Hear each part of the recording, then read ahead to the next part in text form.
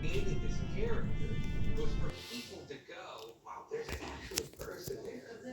With that trust now broken, the Betty Crocker brand faces an uncertain future. So all they can do is sit on their hands, check the mail, and wait to see how this one shakes out. While the General Mills team is left waiting for the fallout, Roy Park sees an opportunity to strike while the iron's hot.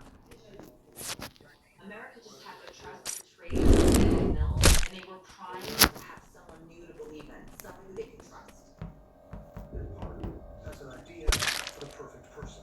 Duncan Hines was a name that was familiar coast to coast. Everybody knew the name Duncan Hines.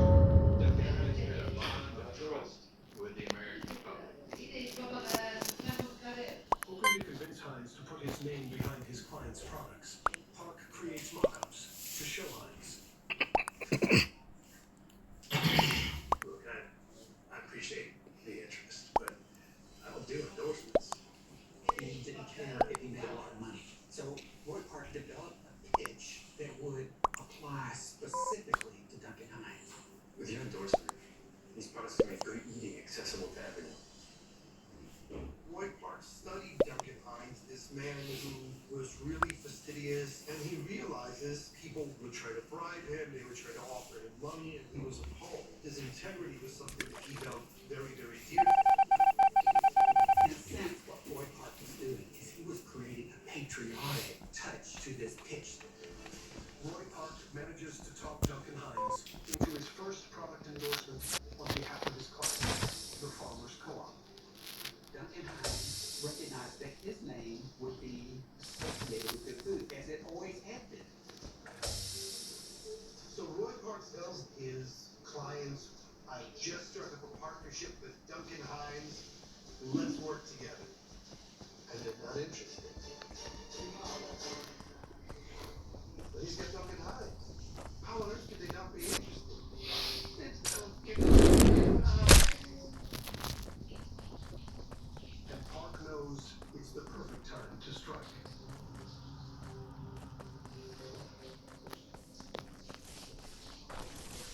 Over at General Mills, the fate of the Betty Crocker brand hangs in the balance. They were just about to launch the cake mix in the brand when the Fortune magazine scandal. So now they're waiting to see what the public reaction.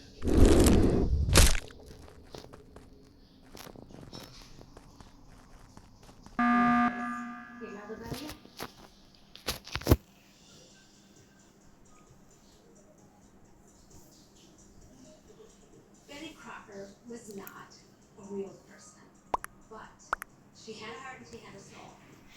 Overall, people just accepted that she seemed real enough. Everyone in America knew Betty Crocker was basically a fake, but America, that's when stood by her to the end. In 1947, Betty Crocker's boxed ginger cake mix hits store shelves, requiring nothing more than a square pan and water.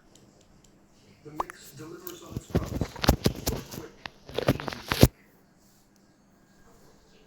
The impact of cake mix on the American kitchen was enormous. It became absolutely clear that it was going to have a big effect on how we think about cake and how we think about baking. General Mills sold more than 50 million boxes within the first year. It put baking this incredibly difficult, incredibly time-intensive science in the hands of everybody, because everybody can just add water to a cake. Betty Crocker's is undefeated queen in the kitchen. But she was not for long when another trusted woman entered the room.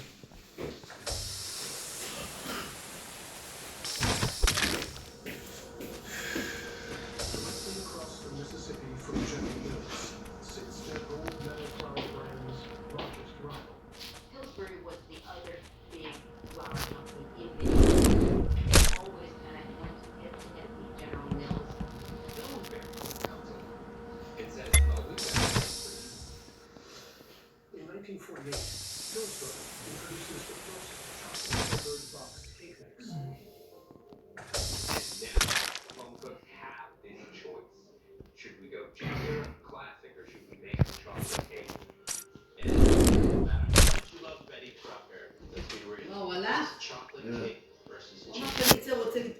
Ascolta te ci mettiamo su. Ah? What might be tempted fun? Era of luxury and decadence. It's something for special occasions. Not to be outdone, Betty Crocker follows with her own chocolate cake mix, as well as vanilla.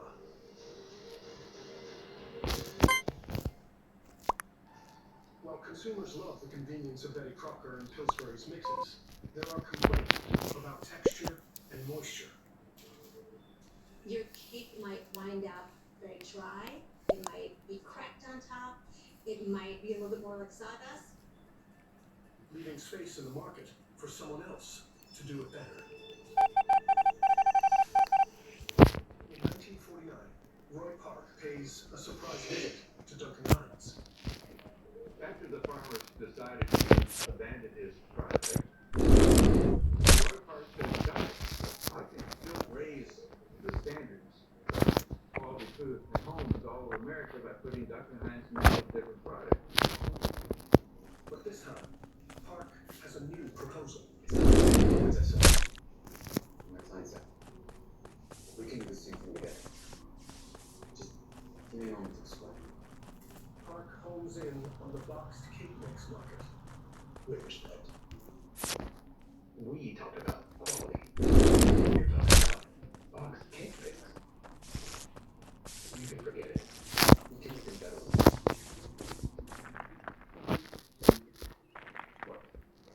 What I said, around my protection. It's been 6 months. The bigger the product you approve of within 6 months, deal's over. You can walk away. Hines agrees. But now, Park needs to deliver an impressive boxed cake recipe that Betty Crocker's took years to perfect.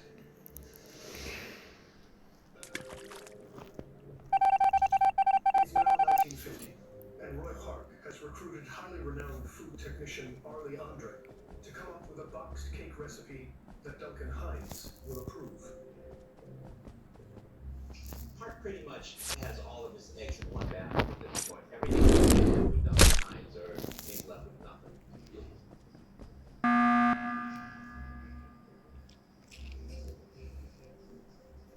Duncan Hines is going to be looking at the rise of the cake, the presentation, the taste, and the moisture. And he's not settling for anything less than culinary excellence.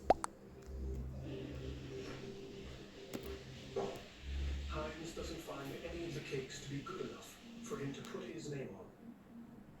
Andre, he's in an open situation. Nothing he comes up with is good enough. But Park not ready to give up. 16 different recipes. I am out of ideas. It's powdered cake mix. It's not like you can just put the eggs in a box. Why can't women have eggs themselves at home? What sort of defeat the purpose? Don't women buy this stuff because they're convenient? Women will buy this stuff because Duncan Hines says it's the best cake mix there is. Roy Park is literally freaking out because until Duncan Hines approves something, they don't have a deal. Just try to relax.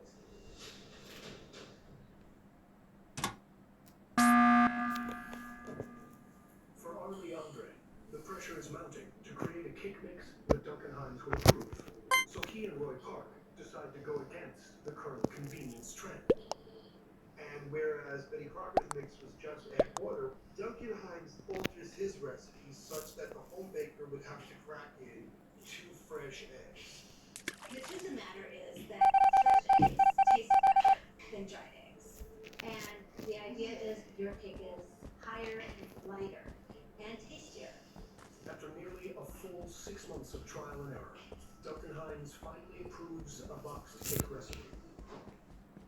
It's a devil's food cake. In about 3, 2, 1. In 1952, Duncan Hines' first cake in a box hits store shelves. Each box is stamped with his signature, one that becomes an American icon. And Duncan Hines said this was good. That's all they needed to know.